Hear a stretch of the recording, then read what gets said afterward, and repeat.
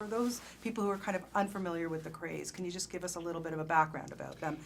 Yeah, well, the Krays were gangsters in London in the 1960s, and rode that wave of London in the 60s until almost the end of the 60s when they went to prison, and it all came to an end for everybody. But they're very interesting because not a lot's been written about them, but there's very little that you can actually pin down about them and know about them. So it's kind of fascinating. Yeah, so for Tom, for you, what was it? Were they on your radar? Was it something that Brian just came to you and said, here's this great script? Tell me how it came to you.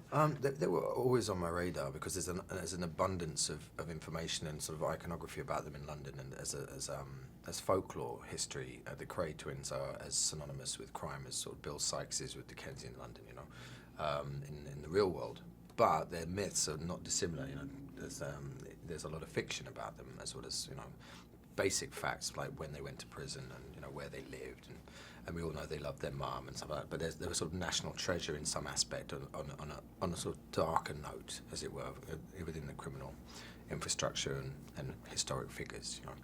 So I knew of them, and it was just a question of when a film would come up about them, I suppose, for this decade or this generation, and it coming through working title and having been penned by Brian Helgeland was something which automatically made it something that wasn't going to be a salacious, sensational and sort of daft movie about glamorizing criminals and waffle. Mm-hmm. So it was something that was technically going to be exciting and had been written with somebody who cared about telling stories, and it was a very fertile piece of real estate that came to the door. So definitely something I wanted to do and play both brothers as well. And all that sort of stuff. So shut up, Tom. So you decide. No, shut it's good. Tom, shut up. So Brian, you decide. I've been drinking. Tom Hardy's going to play both brothers. How do you know? Well, not even how did you know he was going to pull off? We knew he was going to. He's an amazing actor, okay? But how do you pull that off? How do you know he was going to come through for you so well? Yeah, well, you always think everyone knows how to do their job, really. I do, you know, and he did. I went to him to play Reggie, and we met over truffle French fries or something like you do. And often is the case with men getting together, having some truffle French fries. And I asked him to play Reggie, and he wanted to play Ron. And at the end of the whole, by the time the plate was cleared, he said, "Look, give me Reggie, and I'll give you Ron." And we went from there. So I'm watching this performance, and I'm thinking, who on earth was more challenging or harder to play?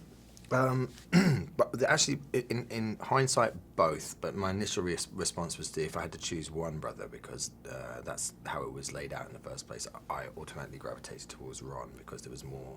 It was much more freedom to play with there as a performer. In hindsight, I had to be a bit more careful with Ron because there's a way of lambasting or being cartoonish, or to an extent where you miss the point of the clown effort. Is not to joke about things, but to create a certain level of humour whereby people laugh along and then don't realise that what they're laughing at is not something that's funny at all. It's incredibly serious.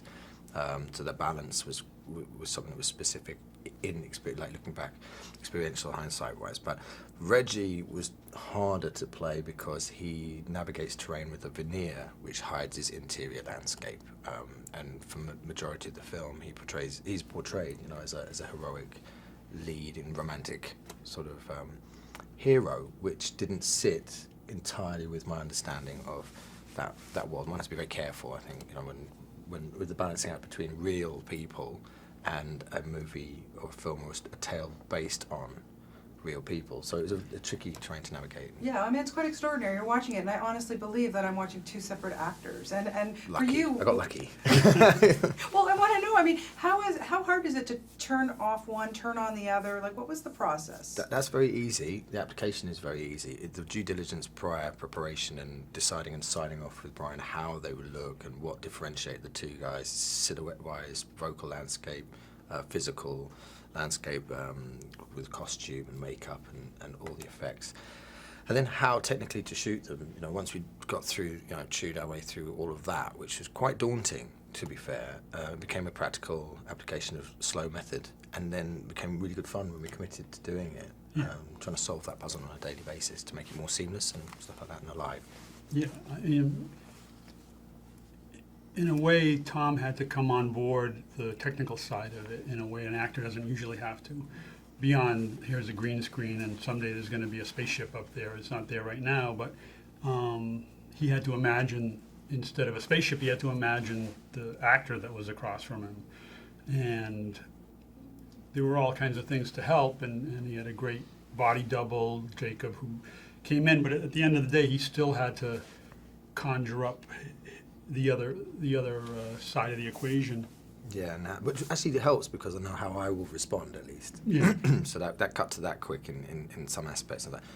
What options would I give myself based on how I've read both characters come to the day? So that wasn't, but it was how to make that alive. Yeah. So it didn't become a gimmick, which is what we kind of not struggled with, but that was a lot of the effort on the day was, and then I had to incorporate our ensemble and our team so that it was alive for everybody, and not again fall into the gimmick.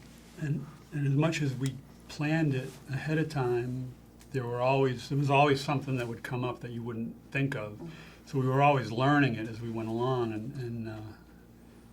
and incorporating new things as we learned what we could do and how far we could go with it. We'd incorporate it the next day and the next day and the next day. And it'd be good to do it again now. Yeah, knowing what we know, yeah. what's possible. Yeah. It's quite extraordinary, but the scene that just blew me away was, well, there was two, like when you get up and you're touching each other's knees, which I thought was so cool, but the fight scene, like, were you exhausted? Yeah, but it was such a great. It was so full on. Everyone's putting in their input on how to make this illusion work, Right. and there were so many opportunities there to obviously fall apart, and you see behind the curtain that it's not it's the same person, etc. So, and shooting anything moving when you've got to, if you've got a static shot of the brothers talking to one another, it's obviously going to be slightly more simple, you'd have thought, apart from eye lines, whenever they're in the same room. But to have them moving and constantly interacting, that was a bit off-piste. Yeah.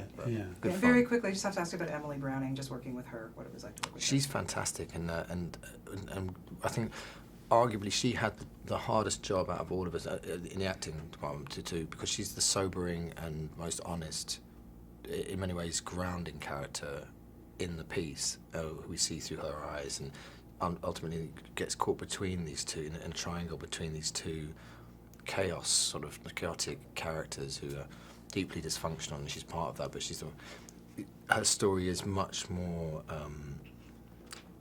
she's the most human, I feel, element of the piece, and key. Hi, it's Valerie here with a little bit of love. Did you know the voice actors of Mickey Mouse and Minnie Mouse from the 1930s got married in real life? For this and more movie facts, click on more videos.